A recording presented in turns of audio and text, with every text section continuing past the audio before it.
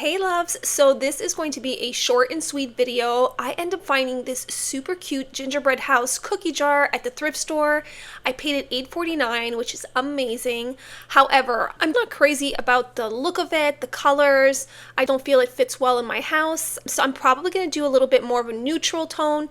So for those of you who like the colored one, I'm sure you probably would keep it like this, but I prefer a more neutral. Obviously, you know, if you've been following me for a while, I like my beigey colors. I think it needs a little revamp, a little zhuzh, and that's what we're gonna do. So let's go ahead and start the whole thrift flip.